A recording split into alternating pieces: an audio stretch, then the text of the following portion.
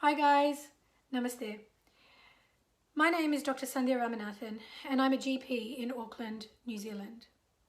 Today, I just wanted to go through with you the principles of management of a suspected or confirmed mild case of COVID-19 and the equipment that you should keep at home should the need arise for you or any of your family members as we navigate through this COVID-19 pandemic. Now, the first most important piece of equipment that you can get, particularly if you're living in a city where access to hospital level care is difficult, and is a simple medical device called a pulse oximeter.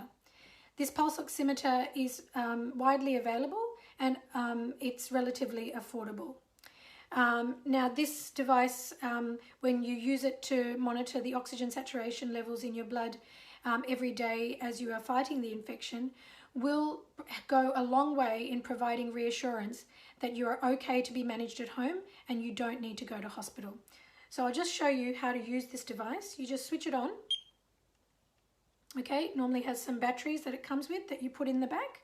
Then you just slot your index finger into the oximeter and it shines a light and determines what the oxygen saturation level is at the moment in your blood, and it looks like mine is not doing too bad at the moment. It's 100% and the number below is my pulse rate. Okay, so this is a very important device that you can invest in to make sure that your family stays safe. The normal range is between 95 and 100. If your oxygen saturation is falling below 93, and if it's associated with shortness of breath, it is an indication as well that you definitely need to get some urgent medical advice. The other simple pieces of equipment I'd like you to stock up in your house, a packet of large balloons, and I'll explain to you this in a minute.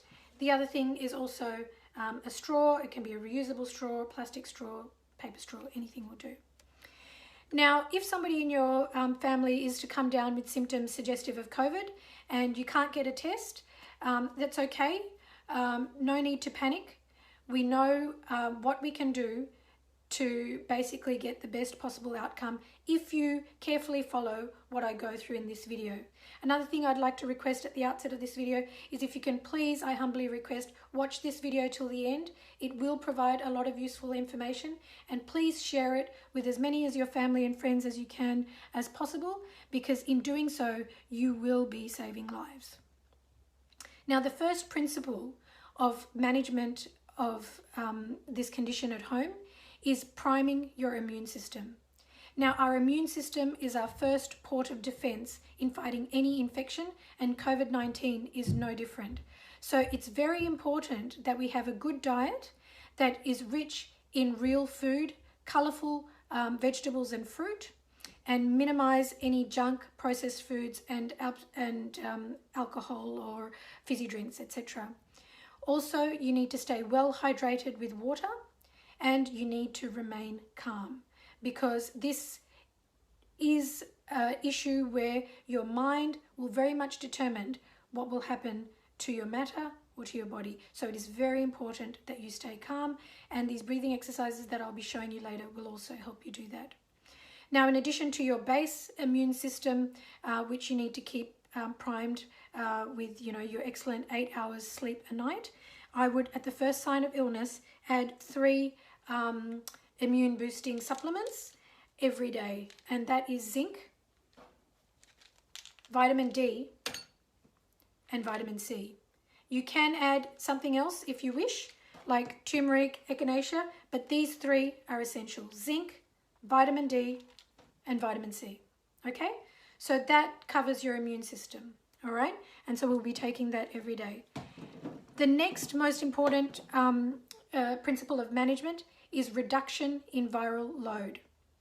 Now, when you get infected with COVID-19, it enters mainly from somebody else's infected respiratory droplets through your nose and your mouth, and also sometimes through your eyes. So if you are out and about and you can't maintain a social distance of at least 2 meters, or if not 1 meter, then you need to be wearing a mask that covers your nose and your mouth, and preferably some glasses as well, because even if you do interact with somebody that may be infected, this will help reduce the viral load as you basically interact with this person in terms of how much virus dose you are taking into your system.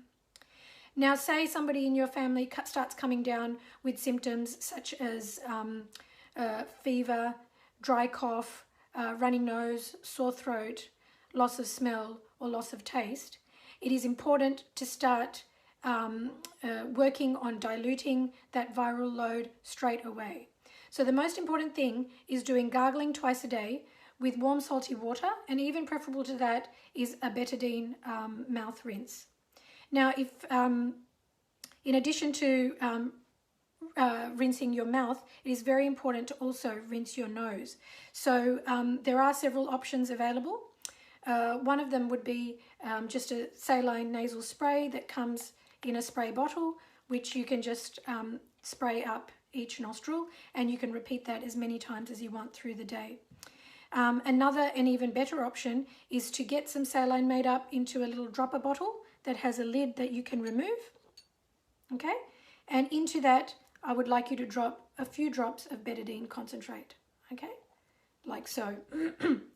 Then you put the dropper lid back, and it has another lid that goes on top, and that you basically twice a day, and if you're going in, you basically drop it into each nostril, okay, and that will help dilute.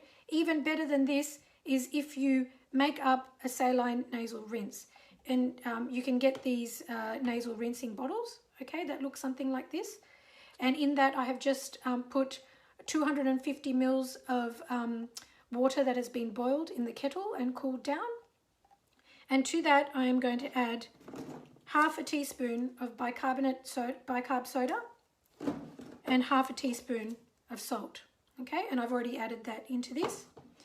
And in addition to that, I'm going to put in a few drops of betadine concentrate.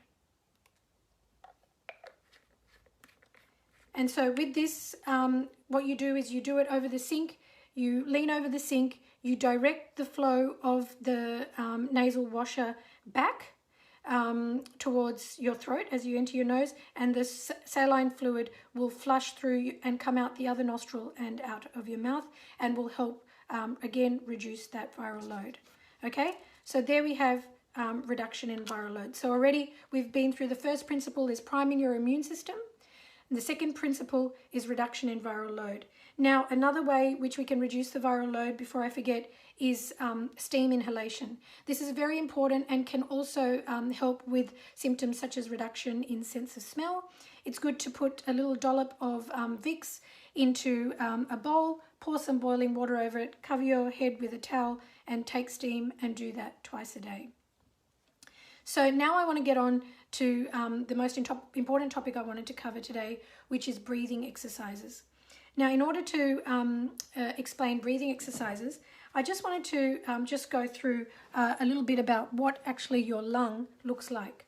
Now, your lungs, which take up most of your chest cavity, basically are like a big sponge, okay? More shaped a little bit like this on either side. So as you can see, our lungs are smaller at the top and bigger at the base, and most of the airways are actually located at your back, all right?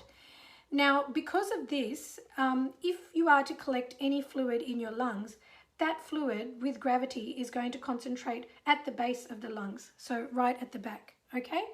And it is very important that we do breathing exercises to make sure that there is no fluid accumulating at the base of the lungs, and we are emptying our lungs adequately to try and prevent collapse of these little air spaces right at the bottom.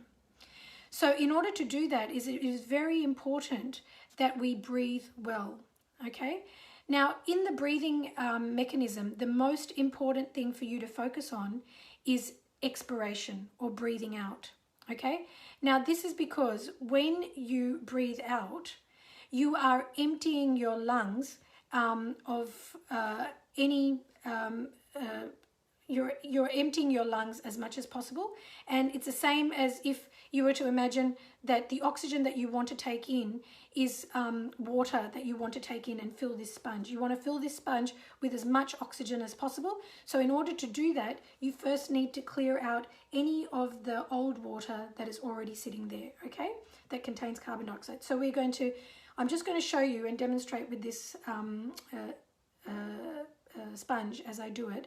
So I'm going to take a big breath out first.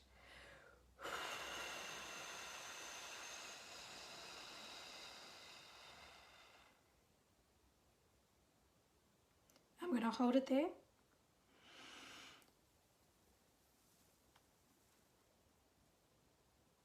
And I'm going to take a big breath in and I'm going to hold it there. Okay?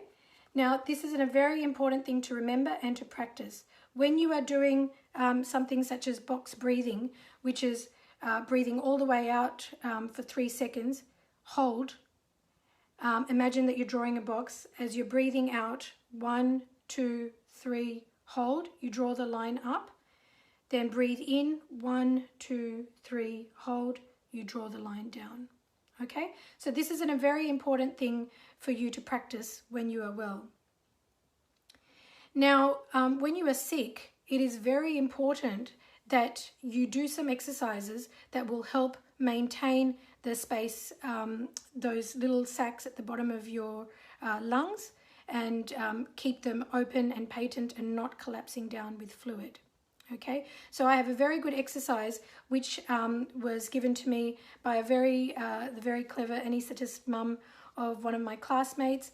Her name is Dr. Gracie Ong, and she is in Malaysia, and she's given this great tip of blowing balloons, which is a method of simulating what they do with a ventilator and opening up your airways as much as possible. And I have done this on somebody I've treated for COVID, and despite being an ex-smoker and having had a history of pulmonary TB in the past, they've managed, while being sick with COVID, to hit saturation levels of 100 with the benefit of these balloon exercises. So I'm just going to demonstrate what I want you to do. Okay, so I want you to take the balloon and try and blow up the balloon over a period of, say, about 3 breaths, okay?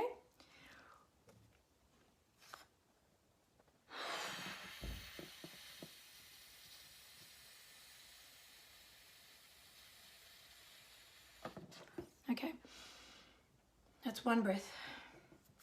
Okay, I'm going to get a good hold of it, and now I'm going to give it another one.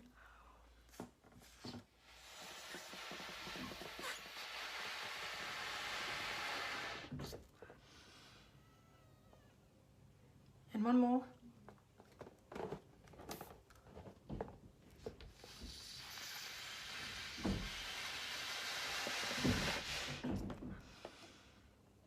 Okay, and then I can take the balloon.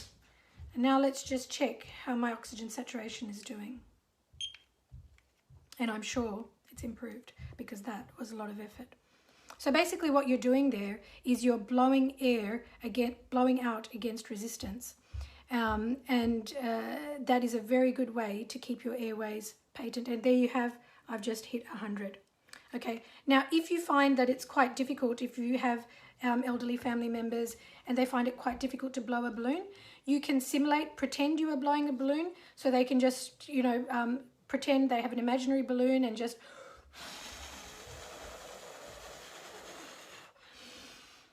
and breathe in like that.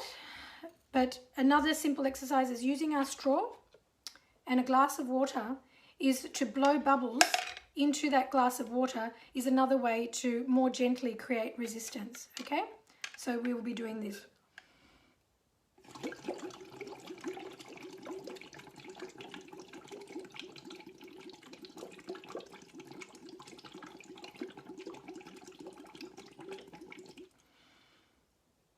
And this is another very good way and a good exercise to do. And I would suggest that you would do these exercises seated, and you would do these several times a day and recheck your oxygen saturations. Now, in addition to these exercises, the other extremely important thing is your posture. Now, to demonstrate that, I've got my beautiful doll Rani, and a little cushion. Now, as I explained to you, the lungs are mainly, most of the airways are mainly situated at the back. So if we are to lie down for prolonged periods of time, what's going to happen is those airways, which are mainly located at the back, are going to get squashed and more likely to collapse. So when you are sick, it is very important, and it's good to start doing this when you're feeling well, is to sleep on your front.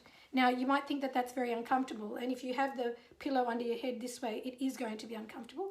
But if you rotate the pillow long ways and you sleep with it under your chest, as you can see, Rani is able to fully expand her chest at the back. And I've had another case where a lady in her 70s was having saturations at 92, and she couldn't have access to any hospital beds, but just by sleeping at night on her tummy, she was able to bring her saturations back up to a safe level. So this is a very, very important thing. If you are sick, you are not meant to spend prolonged time lying on your back, and it's preferable to lie on your front, which is what they call a prone position, and it's what they're using in hospitals and also in ventilating these patients. It is also very important to get medical advice, even if it's virtual, at the onset of your symptoms, because I know in some countries they have protocols for simple antibiotics which they can prescribe, which are most effective if they've taken early. And most of these simple can be taken by most people even if they have underlying conditions. One of them is azithromycin, 500 milligrams once a day for 5 days, and some countries are adding in hydroxychloroquine as long as the patient's ECG is normal and they have no other medical problems. But again, that would only be done with somebody medical overseeing it. But the important thing is to stay calm. And if you do these 3 things, I'll just reiterate, they were boosting and priming your immune system. Number 2 was reduction in viral load. And number 3 was breathing exercises and maintaining a close eye on your saturations every day, at least for the first 14 days of the illness, and making sure that it stayed above between 95 and 100. Then you can be very happy that you will be fine and you will make a full recovery. If you need, what I will do is I will, that is quite a lot of information I've covered, but I will keep a brief description in the description box below. And just remember that there will be light at the end of this tunnel, that if you use the knowledge that we have gained over the last 6 months and you practice these things, you have a very good chance of making a full recovery and you will not need hospital level care. So please take all the adequate precautions to not get infected in the first place, and please stay healthy and stay safe. Thank you.